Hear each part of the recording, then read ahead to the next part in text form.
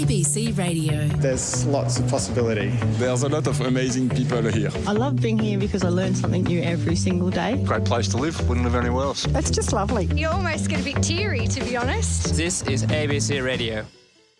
Number of deaths in the mining sector have rocked communities across north and central Queensland. It is causing anxiety and stress, worry for many families who see their loved ones head off on long shifts. Leanne Drew worked in the mining sector for 13 years. She has left the industry now and lives just north of Mackay at College-O. But her partner still works underground and many of her family members are miners.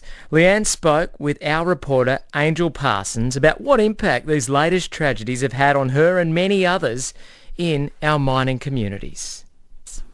Well, like everyone else, I'm just heartbroken, and there are no words, and that's what I do. Sure. I speak. So I feel like the mining community or the mining industry is so small. We're like family. You know, each crew when you're working out there is your family. We spend half our life with them. They be, you know, and I talk about this on the podcast. You've always got the ones you love, the crazy cousin, the uncle that you don't like, but we've all got to deal with each other.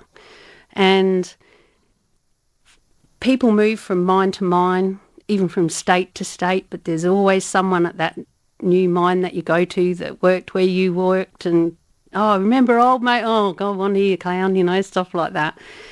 And to hear when something has happened and when you hear on the news that someone has died, your heart just sinks straight away. Straight away you think about, well, I do anyway, I'll just speak about for myself, think about my loved ones. This last fatality on a social media group, we saw that the mine he was in, someone said, well, it's not there. So I messaged Mum and said, you know, he's all right, her hubby. My partner was still working underground, a real miner, so I didn't know if it was his mine or not.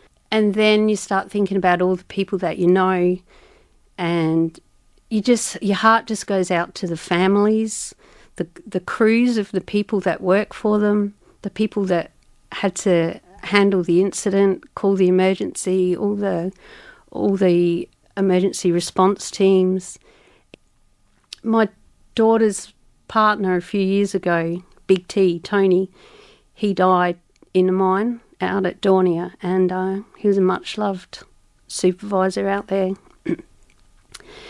He wasn't killed in an incident. He had a heart attack and he died, but he was down in that pit alone for a long time before they could, because, you know, you can't. My daughter was his next of kin, but they couldn't contact her because she was down on the Sunshine Coast with her sister and they'd been out clubbing all night, so the phones weren't on and everything. So they contacted me and they came and knocked on the door, and I had to find her and tell her. And she just fell on the ground and kept saying, what do you mean? What do you mean? And she's never been the same since. She's back up here, and after these 4 deaths, she's just told me last night that she's ready to talk to me about it. Going now to this latest death that happened on Sunday, from when the first tidbits of information started floating around on social media to when it was actually confirmed was quite a long time, and your partner was underground on that day. Can you talk me through what was going on in your mind during those hours? Well, it throws you for a six. I had my day planned. It was my day off, buzzing around, listening to the ABC, doing my chores. And I just spent most of the day in front of the computer, to be honest. I just started getting shaky and lots of swear words, lots of anger, lots of, are you freaking serious? It was only 2 weeks ago. And there was another one in February. And there was one on New Year's Eve. And there was a couple before that. But that's not in 6 months. So then it's just, you know, when they talk about statistics, 4 in 6 months sounds so much more dramatic. But they're people. We're not statistics. They're families have lost their lives, and that's what I was freaking out.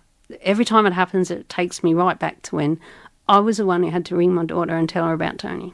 We've heard from unions, government officials, mining executives about the changes that they want in the industry. What would you like to see happen? Our idea is a minute silence at your pre-start. Acknowledge that something's happened.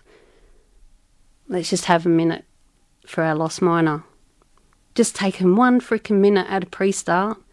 You don't even have to say too much about it. Everyone knows it's happened. Someone's died on a mine site. Let's just bow our heads and just think about it. This is the biggest frustration. I'm not sure that I'm answering your question right now, but this is the biggest frustration for me this year, this week, is that so many people I've spoken to said it has not even been acknowledged at their pre-start. Nothing.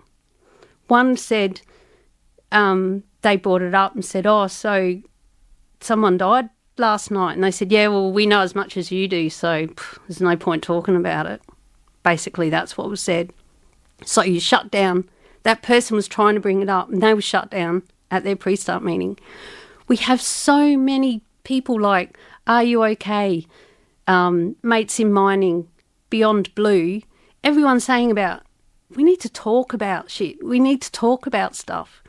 And when someone's died, at least at your pre-start, say something, please.